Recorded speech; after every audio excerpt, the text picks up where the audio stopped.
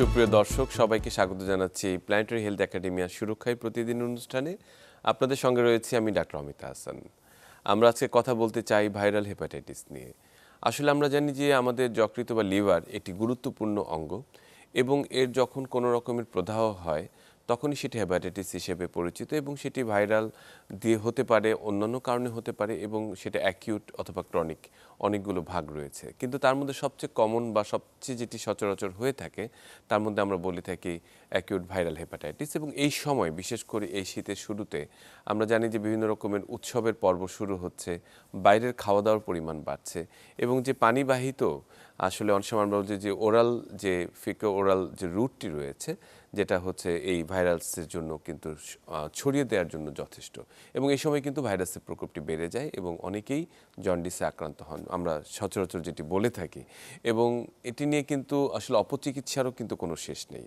আমরা জানি যে কেউ খেতে পারছে না, চোখটা হলুদ হয়ে যাচ্ছে, এই ধরনের কিছু হলেই আমরা নানান রকমের ঝাড়ফুঁক, কবিরাজ অথবা অন্যান্য যেগুলো অবৈজ্ঞানিক যে পদ্ধতি রয়েছে সেখানে অনেকেই সেখানে যান এবং তার শিকার হন।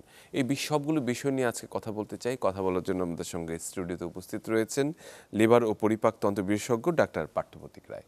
আপনাকে স্বাগত আমাদের অনুষ্ঠানে। স্বাগতম, ধন্যবাদ এবং সবাইকে শুভ সকাল। একই সঙ্গে আমাদের স্ক্রলে দেখানো যে নম্বরটি রয়েছে সেখানে যদি আপনারা যুক্ত হতে চান, আমাদের প্রশ্ন নিয়ে আমাদের সঙ্গে যুক্ত হতে পারেন। আমরা চেষ্টা করব আপনাদের প্রশ্নের যথাযথ জবাব দেওয়ার জন্য। ডক্টর পার্থ, আমরা যে প্রসঙ্গটি আসলে বলছিলাম যে আমরা জানি যে এই সময়টি কিন্তু খুব শীত শুরুতে কিন্তু আমাদের জন্য খুব দারুণ একটি চমৎকার পরিবেশ নিয়ে আসে। আমরা বলি যে উৎসবের মাস, নানান জায়গায় পিঠা পার্বণ চলে। এখন বিশেষ করে আমরা দেখি ঢাকা শহরের বিভিন্ন জায়গায় সন্ধ্যার সময় হলে পিঠা বানানোর একটি হিড়িক চলে আসে এবং রাস্তায় দাঁড়িয়ে মানুষ প্রচুর খাচ্ছে, মানে বিভিন্ন রকমের পিঠা, ভর্তা এবং সেই সঙ্গে সেই পানিটিও পর্যন্ত। এবং সেখান থেকে কিন্তু একটি বড় ধরনের জায়গাটি চলে আসে যে ভাইরাসটি ছড়িয়ে পড়া হেপাটাইটিস। এই প্রেক্ষাপটটি যদি একটু বিবেচনা মানে এই স্বল্পমেয়াদী লিভারের প্রদাহ, যেটাকে আমরা অ্যাকিউট ভাইরাল হেপাটাইটিস বলি, সেটি যে দুটি ভাইরাস দিয়ে সাধারণত হয়ে থাকে সেটা হচ্ছে হেপাটাইটিস এ ভাইরাস এবং হেপাটাইটিস ই ভাইরাস। এবং তাদের আসলে রোগ সংক্রমণের প্রধান ধাপটাই হলো যে দূষিত এবং খোলা খাবার এবং পানির মাধ্যমে। যেহেতু মানে এখন বিভিন্ন জায়গায় পুরো পৃথিবী জুড়েই আসলে স্ট্রিট ফুড কালচার এটি খুবই জনপ্রিয় একটি বিষয় এবং মানুষজন খেতে পছন্দ করে। আমাদের দেশেও এখন বিশেষ করে এই ঢাকা শহরে অনেক জায়গায় এরকম কালচার এবং স্থানীয় গড়ে উঠেছে। তো সেই সব ক্ষেত্রে এই বিষয়গুলোর একটি ঝুঁকি থেকে যায়, বিশেষ করে খাবার দাবারের যদি গুণগত মান নিয়ন্ত্রণ, সেটির যে জীবাণু পরিষ্কারকরণ বা অন্যান্য জিনিস যদি ঠিক মতন একটা প্রোটোকলের মধ্যে না থাকে অথবা একটি নিয়মের মধ্যে না থাকে, তাহলে কিন্তু একটা সুযোগ এবং একটা ঝুঁকি থেকেই যায় যে কোনো ধরনের খোলা, বাসি এবং পুরনো খাবারের মাধ্যমে এবং পানির মাধ্যমে এই অ্যাকিউট ভাইরাল হেপাটাইটিসগুলো সংক্রমিত হয়ে যাওয়ার। এবং এক্ষেত্রে আসলে আমাদের শিশু কিশোর যাদের আমরা বলে থাকি যে একটু ইমিউনিটি কম, মানে যাদের রোগ প্রতিরোধ ক্ষমতা এখনও ম্যাচিওর হয়নি বা পরিণত হয়নি বয়স্ক মানুষদের মতো, তারা আসলে কিন্তু একটু বেশি ঝুঁকিতে থাকে। হ্যাঁ, সুতরাং বাচ্চা কাচ্চাদেরকে নিয়ে বাইরে খাওয়া দাওয়ার সময় এবং হচ্ছে যে খোলা খাবার, তারপরে বাইরের পানি, হ্যাঁ, এবং এগুলো খাওয়ার সময় মানে গার্জিয়ান এবং বাচ্চা কাচ্চা বাবা মাদেরকে সতর্ক হওয়া উচিত। একেবারে যথার্থ বলেছেন। আসলে এই যেটি বলেছেন যে হেপাটাইটিস ভাইরাসের যে প্রকরণগুলো রয়েছে এ থেকে একদম এই পর্যন্ত আমরা জানি, এর মধ্যে সবচেয়ে বেশি যেটা অ্যাকিউট ভাইরাল হেপাটাইটিস এ এবং ই দিয়ে হচ্ছে। এছাড়াও আমরা বি এবং সি যে ভাইরাসটির কথা জানি, যেগুলো আরো বেশি নটোরিয়াস, যেটি আসলে ক্রনিক ইনফেকশন এবং পরবর্তীতে লিভারের যেটা সিরোসিস এবং লিভার ক্যান্সার করতে পারে। সেই দুটি ভাইরাস সম্পর্কে আমরা একটু জানতে চাই। এর মধ্যে বিসিডি, এর মধ্যে বি এবং সি ভাইরাস দুটি আসলে দীর্ঘমেয়াদী লিভারের সংক্রমণ বা প্রদাহ করে থাকে, যেটা আমরা ক্রনিক ভাইরাল হেপাটাইটিস বলি। বি ভাইরাস দিয়ে মাঝে মাঝে অ্যাকিউট ভাইরাল হেপাটাইটিসও হতে পারে, সি ভাইরাস দিয়ে সাধারণত হয় না। এবং এগুলো ক্রনিক ভাইরাল হেপাটাইটিসের অর্থই হচ্ছে যে ভাইরাসটা আসলে লিভারের ভিতরে থেকে যায়, থেকে গিয়ে দীর্ঘমেয়াদী একটা সংক্রমণ এবং সংক্রমণ প্রদাহ এর একটা চক্র তৈরি করে, যার ফলে লিভারের কার্যক্ষমতা আস্তে আস্তে হ্রাস পেতে থাকে এবং একটা সময় লিভারটা শক্ত হয়ে যায়, যেটা আমরা সিরোসিস বলে থাকি। মানে সেটা তো আরো হ্যাঁ, এবং সিরোসিস যখন আমরা একটু অ্যাডভান্স স্টেজে যায় তখন সিরোসিসের যেসব বিভিন্ন সাইন সিমটম সেগুলো দেখা দিতে থাকে।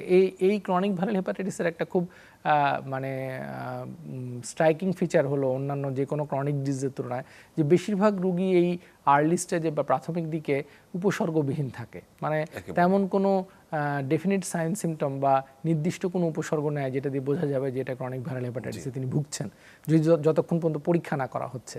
দেখা যায় একটু পেটে ব্যথা, একটু অস্বস্তি, পেটের উপরের দিকে অস্বস্তি, খাওয়ায় অরুচি, ক্ষুধামন্দা, বমি বমি ভাব, এরকম ধরনের কিছু নন স্পেসিফিক, যেগুলো সুনির্দিষ্ট কোনো সিমটম না, এই ধরনের সিমটমে বেশিরভাগ মানুষ ভুগতে থাকেন। তো দেখা যায় যে সে কারণে অনেক সময় আমাদের মতো দেশে যে এই ক্রনিক ভাইরাল হেপাটাইটিস একটা বড় সময় ধরে আনরিকগনাইজড, অর্থাৎ ধরা হয়নি বা ধরা যায়নি, এরকম একটা পর্যায়ে পার করে তারপরে আমাদের কাছে আসে, মানে কিছু ডাক্তারদের কাছে কমপ্লিকেশন আসে, বা অ্যাডভান্স স্টেজে চলে আসে। চলে আসে। আমরা যদি অ্যাকিউট ভাইরাল হেপাটাইটিসের কথা চিন্তা করি, যে এই যে সময়ের কথাটা আমরা বলছিলাম, একই সঙ্গে কিন্তু স্ট্রিট ফুডের কথা বলেছেন, বিশেষ করে রাস্তার ধারে চটপটি, ফুচকা, এগুলো তো সবার ভীষণ প্রিয়। বাচ্চাদের ক্ষেত্রে বাইরে গেলেই সপ্তাহান্তে সেগুলো খাওয়া হয়, এবং সেটির যে পানিটি ব্যবহার করা হয় সেটি আসলে যথাযথ কিনা, এই বিষয়টি কিন্তু আসলে ভীষণভাবে গুরুত্বপূর্ণ, এবং অভিভাবকদের জন্য কিন্তু সেটি দেখে নেওয়া গুরুত্বপূর্ণ। অনেক সময় মুখরোচক, কিন্তু প্রতিরোধ করা আসলে জরুরি, অবশ্যই। একই সঙ্গে যেটি বলতে চাই যে অ্যাকিউট ভাইরাল হেপাটাইটিসের আসলে লক্ষণগুলো কি কি, যেটি থেকে আসলে আমরা ধারণা করব যে সে এই ভাইরাস হেপাটাইটিসে আক্রান্ত হচ্ছে। সাধারণত আমাদের কাছে প্রথমে চোখ হলুদ হয়ে যাওয়া, জন্ডিস, এটা নিয়েই ডাক্তারদের কাছে প্রথমে আসে। কিন্তু অ্যাকিউট ভাইরাল হেপাটাইটিসে প্রথমে একটা এই জন্ডিসের আগে একটা স্টেজ থাকে, যে সময় অন্যান্য ভাইরাল রোগের মতো, মানে সর্দি কাশির মতো একটা এপিসোড থাকে, যেখানে হালকা জ্বর ভাব, গা গরম, ক্ষুধামন্দা, তারপরে হচ্ছে যে বমি বমি ভাব, খাবারে অরুচি, দুর্বলতা, এই ধরনের একটা কিছু উপসর্গ থাকে। এর মধ্যে ভাইরাল হেপাটাইটিসে ক্ষুধামন্দাটা খুব বেশি প্রিডোমিনেন্ট থাকে, যে মানুষ খুবই বলে থাকে যে আমার জন্ডিস শুরু হওয়ার আগে আমার মানে প্রথম দিকে কয়েকদিন কিছুই খেতে ইচ্ছা করে না, কিছুই, এবং আমার খুব প্রিয় খাদ্য যেগুলো সেগুলো আমি একদম দেখতে বমি আসছে। এটা খুব একটা মানে কমন একটা ফিচার। আমরা এই উপসর্গ নিয়ে কথা বলবো, তবে তার আগে একজন দর্শক আমাদের সঙ্গে যুক্ত আছেন, তাকে সঙ্গে নিয়ে নিই। দর্শক, আপনার নাম এবং ঠিকানা জানিয়ে প্রস্তুতি করুন। জি, আসসালামু আলাইকুম, আমার নাম মহিউদ্দিন। বলুন মহিউদ্দিন সাহেব। ওয়ালাইকুম সালাম। আমার হেপাটাইটিস বি এর ভিতর 30% আপনার এই ইনফেকশন ছিল, এই জন্য আমি আপনার ঢাকা একটা ভালো হেপাটাইটিস বি এই ডাক্তারের সাথে কথা বলছিলাম। উনি আমার কিছু ওষুধ দিচ্ছিল প্রায় 1 মাসের জন্য, তো এটা আমি এখন গ্রহণ করছি, কিন্তু ভালো হয়েছে কিনা এটা আমি এখনো জানতে পারি নাই। জি, এখন কি আমার অন্য কিছু কি করণীয় রয়েছে বুঝতে পারছি। যে অসংখ্য ধন্যবাদ দর্শক। মহিউদ্দিন সাহেব জানতে চেয়েছেন যে তার হেপাটাইটিস বি ভাইরাসের সংক্রমণ হয়েছে, 1 মাসের জন্য ওষুধ দেওয়া হয়েছে, আসলে পরবর্তীতে এটি রয়েছে কিনা সেটি কিভাবে নিশ্চিত হবে। সাধারণত ক্রনিক হেপাটাইটিস, উনি সম্ভবত ক্রনিক হেপাটাইটিস বি তে ভুগছেন, তো যেটার জন্য আমি ঠিক আসলে কাগজপত্র না দেখে মন্তব্য করাটা সমীচীন হয় না।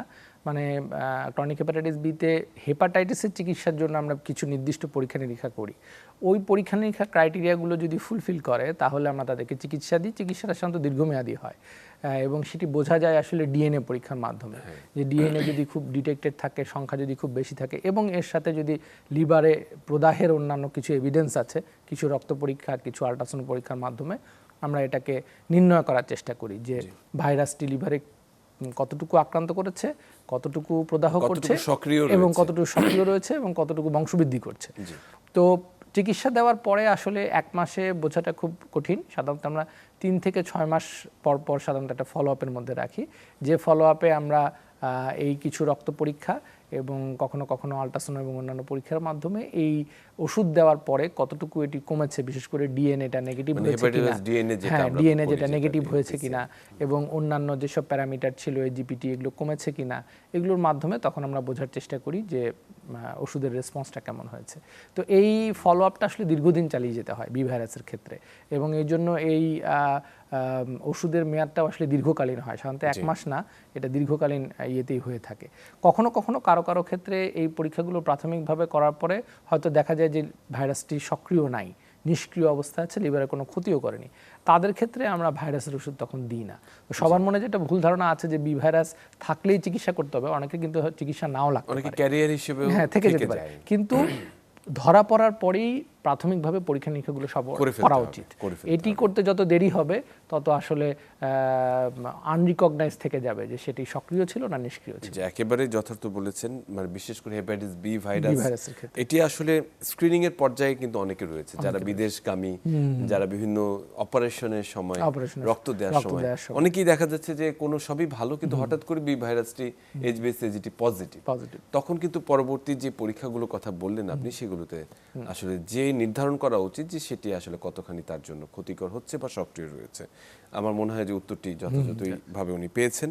আমরা যে প্রসঙ্গটিতে ছিলাম যে উপসর্গ নিয়ে, যে সিমটম নিয়ে, যে এই ভাইরাস হেপাটাইটিস শুরু হলো, অ্যাকিউট ভাইরাল হেপাটাইটিস, তাহলে ক্ষুধামন্দা পর্যন্ত ছিলাম আমরা, যে ওই পর্যন্ত লাগছে। সেই পরবর্তী আর সিমটমগুলো নিয়ে কথা বলার আগে আরেকজন দর্শককে যুক্ত করে নিই। দর্শক, আপনার নাম এবং ঠিকানা জানিয়ে প্রশ্নটি করুন। আসসালামু আলাইকুম। ওয়ালাইকুম সালাম। আমার নাম ইফাত, আমার ফ্যাটি লিভার গ্রেড 1 আছে, আর আমার অনেক গ্যাসের প্রবলেম, অনেক নিয়ম কানুন মানার পরেও গ্যাস যায় না। এন্ডোস্কোপি করছি, এন্ডোস্কোপি নরমাল, স্যার এখন আমি কি করতে পারি? আচ্ছা, উনি সংক্ষেপে, অসংখ্য ধন্যবাদ দর্শক। আমি উত্তরটি নিয়ে নিই সঙ্গে সঙ্গে, কারণ লিভারের চর্বি আসলে আমরা যেটাকে বলি যে সাধারণত যারা বেশ একটু স্থূল মোটা এবং যাদের ডায়াবেটিস আছে স্থূল, তাদের চর্বি কম বেশি থাকেই। হ্যাঁ, তো গুরুত্বপূর্ণটি হচ্ছে যে এখানেও গুরুত্বপূর্ণ হচ্ছে যে চর্বিটিকে নিয়ন্ত্রণ করা, অর্থাৎ চর্বিটি কতটুকু আছে, এটা কতটুকু লিভারে ক্ষতি করছে, এবং চর্বির জন্য অন্যান্য যেসব ফ্যাটি লিভারের সাথে অন্যান্য বেশ কিছু মেটাবলিক সিন্ড্রোমের ফিচার থাকে, উচ্চ রক্তচাপ থাকে, ডায়াবেটিস থাকে, কারো কারো ক্ষেত্রে রক্তে চর্বি বেশি থাকে, থাইরয়েডের সমস্যা থাকে, মেয়েদের ক্ষেত্রে অনেক সময় পিকস এবং অন্যান্য কিছু ফিচার থাকে। এইগুলোকে আইডেন্টিফাই করে চিকিৎসা করা এবং চর্বিটিকে নিয়ন্ত্রণের মধ্যে রাখা। লিভারের ফ্যাট সেল সাধারণত একেবারে নিশ্চিহ্ন করে দেওয়া ইটিস মানে এটা মানে ওইভাবে সম্ভব না আর কি। যেটা হয় যে ফ্যাটটাকে ঝরিয়ে দিয়ে সে কতটুকু নিষ্ক্রিয় থাকতে পারে, এটাই গুরুত্বপূর্ণ। তো ওনার লিভারের চর্বিটা কোন স্টেজে আছে, সেই স্টেজ অনুযায়ী আসলে কতটুকু চিকিৎসার প্রয়োজন এবং চিকিৎসা দেওয়ার পরে ওটা কতটুকু নিয়ন্ত্রণে আছে, এটাই নির্ণয় করাটা আসলে যথোপযুক্ত চিকিৎসা। আর এন্ডোস্কোপি, হ্যাঁ, আর্লি স্টেজে এন্ডোস্কোপি এটা নর্মাল থাকতেই পারে, যে অ্যাডভান্স স্টেজ বা খুব বেশি সিরিয়াসের পর্যায়ে না গেলে এন্ডোস্কোপি এটা নর্মালই থাকে।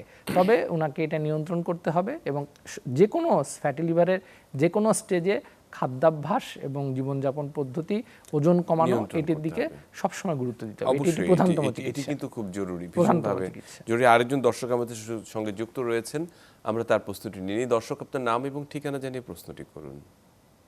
যে আমি হচ্ছে মিজানুর রহমান, আমি কাঁঠাল বাগান থেকে বলতেছি, ঢাকা। জি বলুন।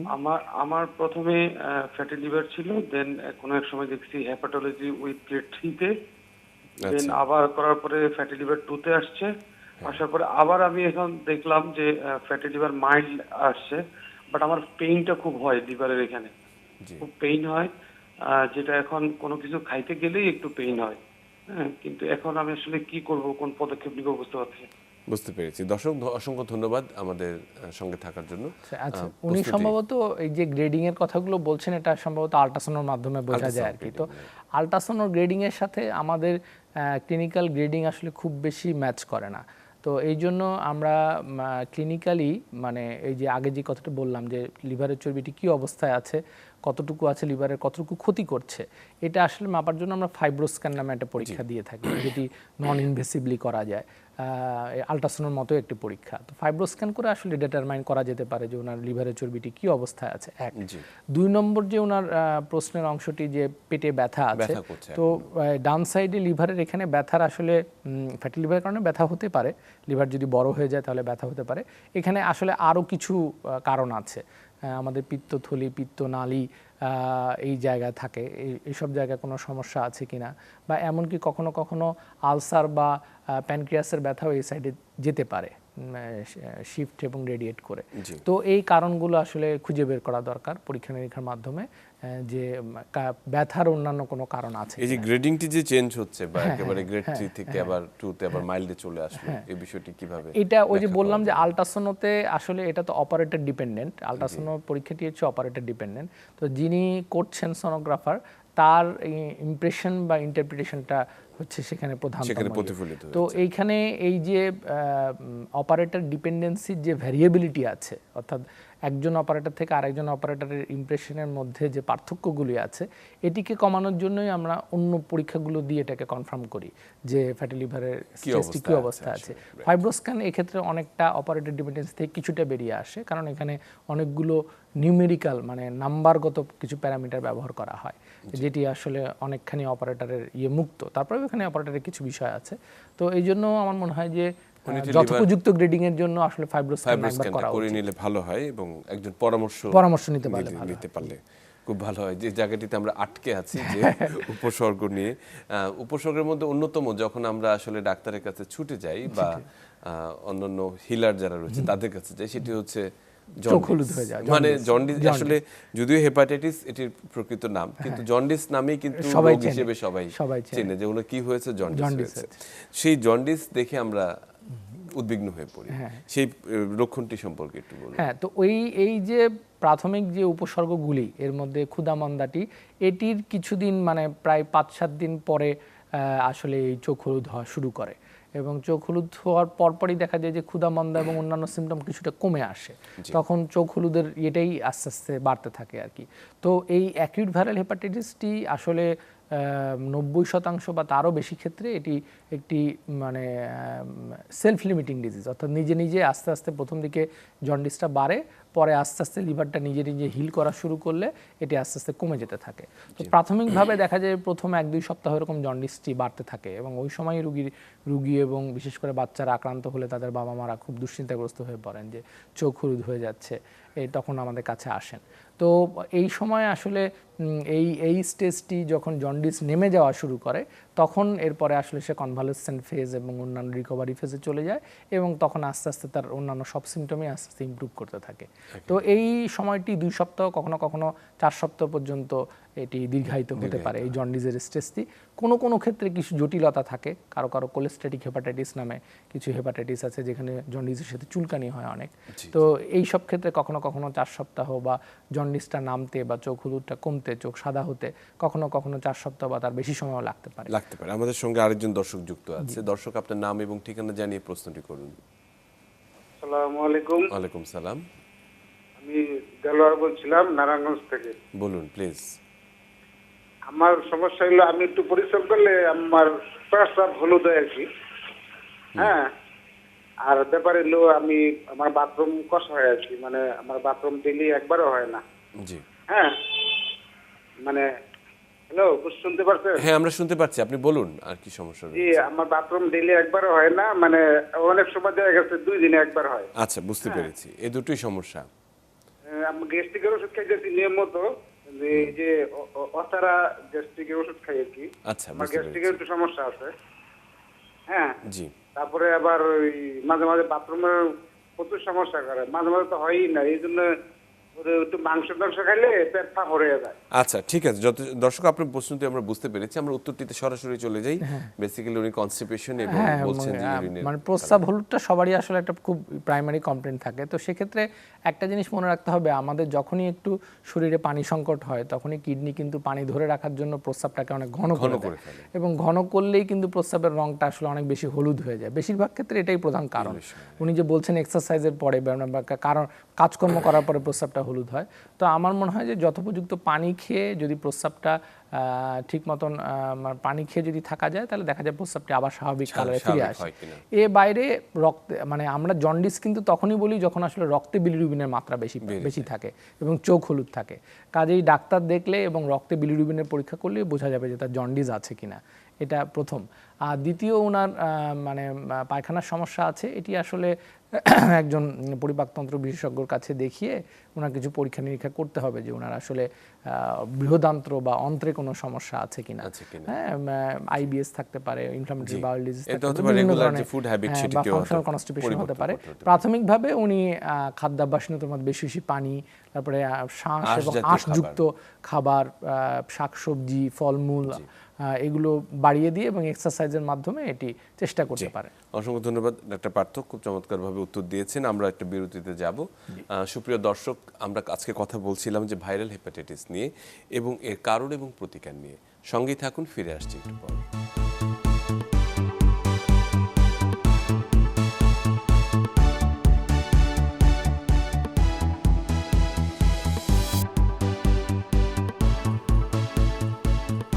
সুপ্রিয় দর্শক, সবাইকে আরেকবার স্বাগত জানাচ্ছি সুরক্ষায় প্রতিদিন অনুষ্ঠানে। আপনাদের সঙ্গে রয়েছি আমি ডাক্তার অমিত হাসান। কথা বলছিলাম ভাইরাল হেপাটাইটিস এর প্রতিকার এবং প্রতিরোধ নিয়ে। সঙ্গে রয়েছেন ডাক্তার পার্থ প্রতীক রায়। আমরা আসলে এর লক্ষণগুলো জানলাম। এবার যদি আমরা আসলে জানতে চাই যে একটা জন্ডিস মানে লক্ষণ দেখা দিলে বা চোখ হলুদ হয়ে যাচ্ছে, তার খাদ্যর অরুচি হচ্ছে, এই ধরনের যদি আমরা সিমটম লক্ষ্য করি, তাহলে আসলে কি কি পরীক্ষা নিরীক্ষার মাধ্যমে এটিকে যথাযথভাবে নির্ণয় করা যায় যে তার আমরা প্রথমে হচ্ছে তো জন্ডিস আছে কিনা এটা প্রমাণের জন্য আমরা বিলিরুবিন পরীক্ষা করি। এরপরে ভাইরাসের যে প্রদাহ, যেটা আমরা হেপাটাইটিস বলছি, এটি কি পরিমাণে আছে বা কতটুকু আছে, এটার জন্য লিভার ফাংশন টেস্ট নামে আমরা কিছু টেস্ট করে থাকি। এজিপিটি, জিওটি, অ্যালকালাইন ফসফেটেস, প্রথম মিন টাইম, এগুলোর মাধ্যমে আমরা, এগুলো সবই রক্ত পরীক্ষা। আমরা আলট্রাসাউন্ড করে থাকি যে জন্ডিসের অন্য কোনো কারণ আছে কিনা, বা এই ভাইরাল হেপাটাইটিসে লিভারে কিছু পরিবর্তন হয় যেটা আলট্রাসাউন্ডে ধরা পড়ে। এই এবং আগে থেকে তার লিভারে কোনো সমস্যা আছে কিনা সেটাও আলট্রাসাউন্ডে ধরা পড়ে, আলট্রাসাউন্ড করে থাকি। আর কোন ভাইরাস দিয়ে হয়েছে এটা জানার জন্য ভাইরাস স্পেসিফিক আমরা কিছু টেস্ট করে থাকি, সেরোলজি। এইটার মাধ্যমে তখন আইডেন্টিফাই করা যায় যে কোন ভাইরাসটা দিয়ে তার এই সংক্রমণ হয়েছে। মানে এটি জানাটাও জরুরি, কারণ হচ্ছে যে এটার প্রকরণের উপরে। হ্যাঁ, এবং এই ভাইরাসের ওই কোন ভাইরাসটি ডিটেক্ট হয়েছে এটার উপর নির্ভর করেই আসলে চিকিৎসার পথটা বা গতিপথটা আমরা ঠিক করে থাকি। একেবারে যথার্থ বলেছেন। এবং যদি আসলে যদি এ এবং ই দিয়ে হয়ে থাকে তাহলে তো মোটামুটি একটু স্বস্তি পাওয়া যায় যে এটা সেলফ লিমিটিং, এবং এটার জন্য আসলে আলাদা করে অ্যান্টিভাইরাল ড্রাগ লাগে না। দীর্ঘমেয়াদী জটিলতাও নেই, স্বল্পমেয়াদী হিসেবে থেকে যায় এবং আলাদা করে কোনো ভাইরাসের ওষুধ দেওয়া লাগে না দীর্ঘমেয়াদী। এবং পরবর্তীতে এটার তেমন কোনো জটিলতা হয়তো বা থেকেও যায় না লিভারে। এবং প্রত্যেকে আমরা আমাদের দেখেছি ছোটবেলায় জন্ডিসে কোনো না কেউ আক্রান্ত হয়েছে, মোটামুটি ওই একটি ভাইরাসের এগেনস্টে লাইফ লং ইমিউনিটি, যেটাকে আমরা বলি যে সারা জীবনে একটা ইমিউনিটি তৈরি হয়ে যায়, রোগ প্রতিরোধ ক্ষমতা তৈরি হয়ে যায়। এবং এর চিকিৎসা আসলে কিভাবে করা সম্ভব? অ্যাকিউট ভাইরাল হেপাটাইটিসের এই চিকিৎসার পুরো অংশটাই আসলে সাপোর্টিভ, যেটাকে আমরা বলি সাপোর্টিভ এবং সিমটোমেটিক, অর্থাৎ উপসর্গ অনুযায়ী। এবং তার প্রথম এবং প্রধান জিনিস হচ্ছে যেটাকে আমরা বলি বিশ্রাম। এখানে বিশ্রাম একটা গুরুত্বপূর্ণ ভূমিকা পালন করে, কারণ হচ্ছে যে লিভারটাকে আমরা জানি যে লিভার, আপনি প্রথমে মানে আপনার অনুষ্ঠানটি শুরু করেছেন যে লিভার বিশাল অনেক কাজ করে থাকে। তো যে লিভারটি আসলে রোগাক্রান্ত, তার ভিতরে প্রদাহ চলছে, সেই লিভারটাকে যদি আমরা রেস্ট দিই, বিশ্রাম দিয়ে থাকি, তাহলে সে হচ্ছে যে তখন এই লিভারটাকে সে নতুন করে রিজেনারেট করার একটা সুযোগ তৈরি হবে এবং সে এই প্রদাহর অংশটুকুকে কাটিয়ে উঠতে পারবে। তো এই জন্য হচ্ছে যে বিশ্রাম একটা খুব গুরুত্বপূর্ণ অংশ, যে আমরা তাদেরকে বলে থাকি যে ডেইলি অ্যাক্টিভিটিস কমাতে, স্কুল অফিস যাওয়া বন্ধ করতে, যে কোনো ধরনের খেলাধুলা বা ভারী কাজ অ্যাভয়েড করতে এবং বাসায় বিশ্রাম নিতে, এটা একটা গুরুত্বপূর্ণ। এরপরে আসলে অনেকখানি আসলে উপসর্গ অনুযায়ী, যে তার বমি হলে বমির জন্য কিছু ওষুধ, এরপরে হচ্ছে তার যদি টয়লেট কমে যায়, পায়খানা কমে যায়, সেটিকে নিয়মিত করার জন্য কিছু ওষুধ, এই ধরনের কিছু ওষুধ আমরা দিয়ে থাকি। আর হচ্ছে খাওয়া দাওয়া, এটি একটি খুব গুরুত্বপূর্ণ অঙ্গ, কারণ আমাদের দেশে কিছু সংস্কার আছে যে জন্ডিস আক্রান্ত হলে বা চোখ হলুদ হয়ে গেলে এটা বেশি খাওয়াতে হবে, ডাবের পানি বেশি খাওয়াতে হবে, স্যালাইন পানি বেশি খাওয়াতে হবে, আখের রস খাওয়াতে হবে। তো আমরা বলে থাকি, খুব সিম্পলভাবে বলে থাকি যে একটি সুস্থ স্বাভাবিক মানুষ যা যা খায় উনি সেটুকুই খেতে পারবে। হ্যাঁ, তো কোনো কিছু অতিরিক্ত প্রয়োজন নেই এবং কোনো কিছু খুব বেশি রেস্ট্রিক্ট করারও প্রয়োজন নেই। তবে এই যে আখের রস, স্যালাইন পানি, গ্লুকোজের পানি, এগুলো বেশি বেশি না খাওয়ানোই ভালো, কারণ এটা দেখা যায় অনেক সময় হিতে বিপরীত জি, হয়ে এটা থাকে। পরিমিত পরিমাণ যদি পরিমিত হয়ে থাকে, পরিমাণে ঠিক ইয়ে আছে। করতে। প্রথম দিকে কিছু সময় যখন একটু ডিহাইড্রেশন বা মানে বমি বমি ভাব বেশি থাকে, তখন আসলে তরল জাতীয় খাদ্য একটু বেশি খাওয়া যেতে পারে, সব ধরনের তরল জাতীয় খাবারই একটু বেশি খাওয়া যেতে পারে। আর আমরা রুগী এবং রুগীর সাথে যে আত্মীয় স্বজন আছে তাদেরকে বলে দিই যে কি কি উপসর্গ থাকলে তাকে হাসপাতালে ভর্তি করা লাগবে। এই জিনিসগুলো তাদের চিনতে পারাটা বা এই লক্ষণগুলো বুঝতে পারাটা খুব জরুরি, যাতে তারা হাসপাতালে আসতে পারে এবং ডাক্তারের সেবা নিতে পারে। জি, একটি বিষয় রয়েছে যে এই সময়ে খাওয়া দাওয়ার বিষয়ে একটু প্রসঙ্গে আসি, যে মশলাদার মানে স্বাভাবিক যে রান্না থেকে তাকে বঞ্চিত করা হয়, একেবারেই খুব সাদা পেঁপের ঝোল এগুলো করা, এটা কতখানি আসলে যুক্তিযুক্ত? না, এটার ওরকম বৈজ্ঞানিক ওরকম ভিত্তি নেই, ওই জন্য আমরা মানে সবাইকেই বলে দিই যে সুস্থ স্বাভাবিক মানুষ যা যা খেতে পারবে উনি তাই খেতে পারবে মোটামুটি। আচ্ছা, এটার আলাদা কোনো ব্যাখ্যা নেই। হ্যাঁ, যে কথাটি বলছেন যে কিছু রেড ফ্ল্যাগ সাইন রয়েছে, যে কখন আসলে একজন হেপাটাইটিস আক্রান্ত ব্যক্তিকে হাসপাতালে নিতে হবে। হ্যাঁ, অ্যাকিউট ভাইরাল হেপাটাইটিসের রোগীদেরকে একটা হচ্ছে যে যদি সে এত পরিমাণ বমি বমি ভাব বা বমি থাকে যে সে মুখে কিছুই খেতে পারছে না, তখন তাকে আমরা হাসপাতালে ভর্তি করে মানে আইভি স্যালাইন বা শিরাপথে স্যালাইন দিব, যাতে তার পুষ্টি এবং শরীরে রক্তের লবণ পানির ভারসাম্যটা ঠিক থাকে।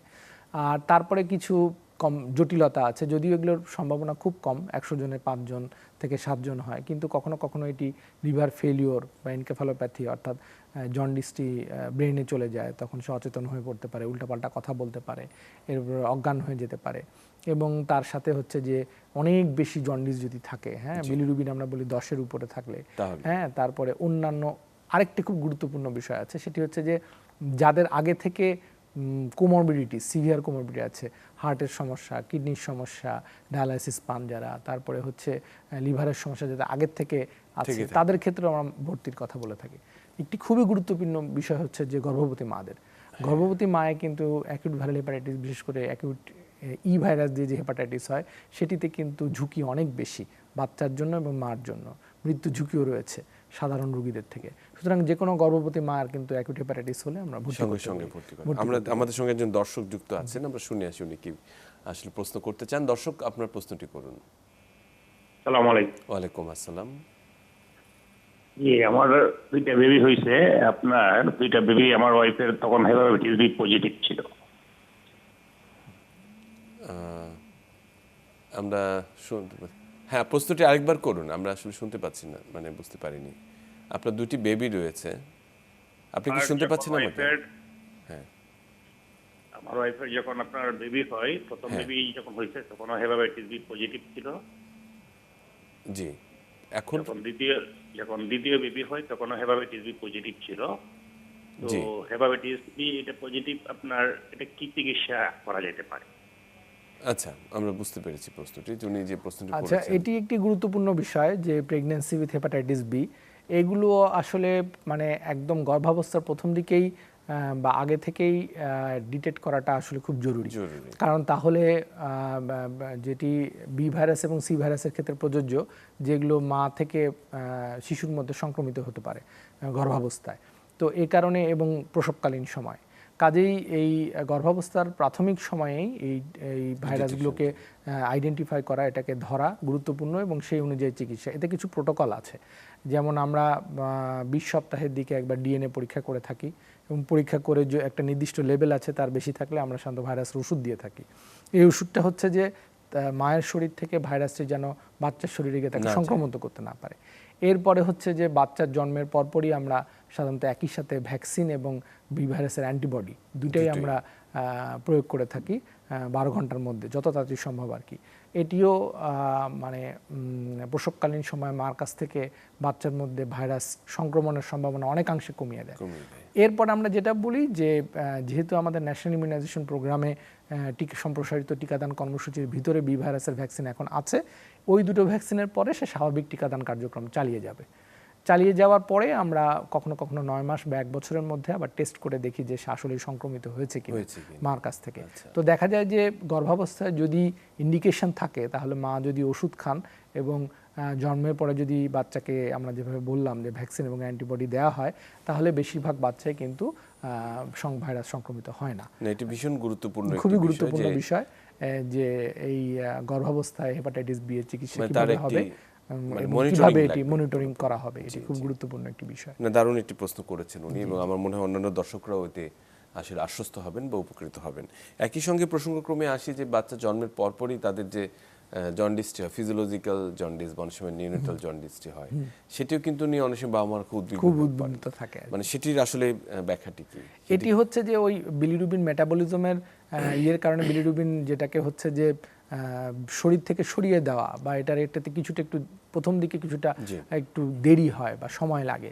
তো এইটা দেখা যাচ্ছে, এবং এই বিলিরুবিনগুলোকে ভেঙে দেওয়ার জন্য আমরা সেজন্য বলি যে আলো, সূর্যের আলো, কখনো কখনো খুব বেশি বেড়ে গেলে আমরা কৃত্রিম আলোর সাহায্য নিয়ে বিলিরুবিনটাকে ভেঙে দেওয়ার ফলে সেটি ব্রেন পর্যন্ত পৌঁছায় না এবং আলটিমেটলি শরীর থেকে এক্সক্রিট হয়ে যায়। জি, আমরা একেবারে শেষ পর্যায়ে আছি। আমরা প্রতিরোধ নিয়ে যদি কথা বলতে চাই, বিশেষ করে টিকা বা ভ্যাকসিনেশনের প্রসঙ্গটি ভাইরাল হেপাটাইটিসের ক্ষেত্রে কতখানি সম্পৃক্ত? এটি খুব গুরুত্বপূর্ণ একটি প্রশ্ন, আপনি চমৎকার প্রশ্ন করেছেন। অ্যাকিউট ভাইরাল হেপাটাইটিসের মধ্যে এই ভাইরাসের এখন টিকা পাওয়া যায়, বাংলাদেশেই পাওয়া যায়, এবং এটি বাচ্চাদেরকে দেওয়া যায়। অনেকেই আমরা প্র্যাকটিস করি, শিশু রোগ বিশেষজ্ঞ যারা আছেন তারাও প্র্যাকটিস করেন। এটি দিয়ে দিলে মোটামুটি লাইফ লং এটা একটা ইমিউনিটি দিয়ে দেয়। ক্রনিক ভাইরাল হেপাটাইটিসের মধ্যে বি ভাইরাসের ভ্যাকসিন আমরা আগেই বলেছি যে এটি এমনিতে অ্যাভেলেবেল আছে, প্লাস সম্প্রসারিত টিকাদান কর্মসূচির ভিতরেও বি ভাইরাসের টিকা দেওয়া হয়ে থাকে। তো সুতরাং এটি নেওয়াটা খুবই গুরুত্বপূর্ণ। হ্যাঁ, এ এবং বি ভাইরাস দুটি কিন্তু প্রতিরোধযোগ্য টিকার মাধ্যমে আছে। আর দ্বিতীয় যে বিষয়টি যেটা সবার ক্ষেত্রে প্রযোজ্য, মানে টিকার সাহায্য ব্যতিরেকেই, যে অ্যাকিউট ভাইরাল হেপাটাইটিসের ক্ষেত্রে যে এই আমাদের খোলা খাবার, নোংরা অপরিচ্ছন্ন জায়গার খাবার, এইসব থেকে যতটুকু দূরে থাকা যায়।